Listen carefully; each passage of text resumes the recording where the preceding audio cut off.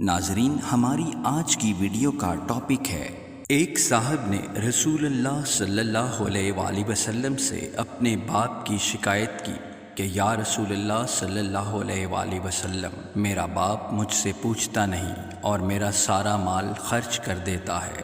آپ صلی اللہ علیہ وآلہ وسلم نے فرمایا کہ بلاؤ ان کے باپ کو۔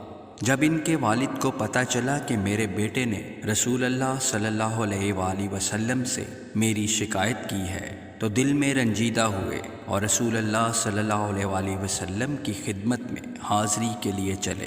چونکہ شاعری تو عرب کی گٹھی میں تھی تو راستے میں کچھ اشعار ذہن میں ہوا کے جھونکے کی طرح آئے اور چلے گئے۔ ادھر بارگاہ رسالت میں پہنچنے سے پہلے حضرت جبرائیل علیہ السلام آپ صلی اللہ علیہ وآلہ وسلم کی خدمت میں حاضر ہوئے اور عرض کیا کہ اللہ سبحانہ و تعالی نے فرمایا ہے کہ ان کا کیس بعد میں سنیے گا، پہلے وہ اشعار سنیں جو وہ سوچتے ہوئے آ رہے ہیں۔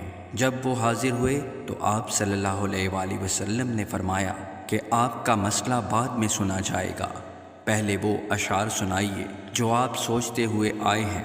وہ مخلص صحابی تھے، یہ سن کر وہ رونے لگے کہ جو اشعار ابھی میری زبان سے ادا نہیں ہوئے، میرے اپنے کانوں نے بھی نہیں سنے، رب نے وہ بھی سن لیے۔ آپ صلی اللہ علیہ وآلہ وسلم نے فرمایا کہ کیا اشعار تھے، ہمیں سنائیں۔ ان صحابی نے اشعار پڑھنا شروع کیے۔ میں آپ کو ان کا ترجمہ بتاتا ہوں۔ اے میرے بیٹے، جس دن تو پیدا ہوا ہماری کم بختی کے دن تبھی سے شروع ہو گئے تھے۔ تو روتا تھا، ہم سو نہیں سکتے تھے۔ تو نہیں کھاتا تھا تو ہم کھا نہیں سکتے تھے۔ تو بیمار ہو جاتا تو تجھے لیے لیے کبھی کسی طبیب کے پاس، کبھی کسی دم درود والے کے پاس بھاگتا کہ کہیں مر نہ جائے، کہیں مر نہ جائے۔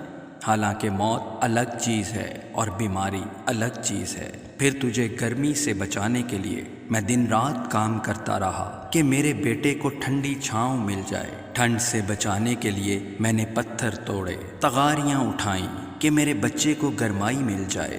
جو کمایا تیرے لیے، جو بچایا تیرے لیے، تیری جوانی کے خواب دیکھنے کے لیے میں نے دن رات اتنی محنت کی کہ میری ہڈیاں بھی سوختہ ہو گئی۔ پھر مجھ پر خزاں نے ڈیرے ڈال لیے، تجھ پر بہار آ گئی، میں جھک گیا تو سیدھا ہو گیا۔ اب مجھے امید ہوئی کہ اب تو ہرا بھرا ہو گیا ہے، چل اب زندگی کی آخری سانسیں تیری چھاؤں میں بیٹھ کر گزاروں گا۔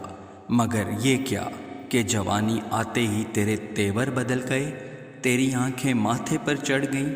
تو ایسے بات کرتا کہ میرا سینہ پھاڑ کر رکھ دیتا ہے، تو ایسے بات کرتا کہ کوئی نوکر سے بھی ایسے نہیں بولتا۔ پھر میں نے اپنی 30 سالہ محنت کو جھٹلا دیا کہ میں تیرا باپ نہیں نوکر ہوں، نوکر کو بھی کوئی ایک وقت کی روٹی دے ہی دیتا ہے، تو نوکر سمجھ کر ہی مجھے روٹی دے دیا کر۔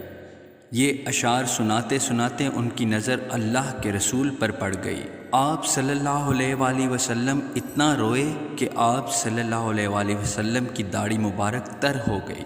آپ صلی اللہ علیہ وآلہ وسلم غصے میں اپنی جگہ سے اٹھے اور بیٹے سے فرمایا کہ آئندہ میری نظروں کے سامنے مت آنا، اور سن لو، تو اور تیرا سب کچھ تیرے باپ کا ہے، تو اور تیرا سب کچھ تیرے باپ کا ہے، تو اور تیرا سب کچھ تیرے باپ کا ہے۔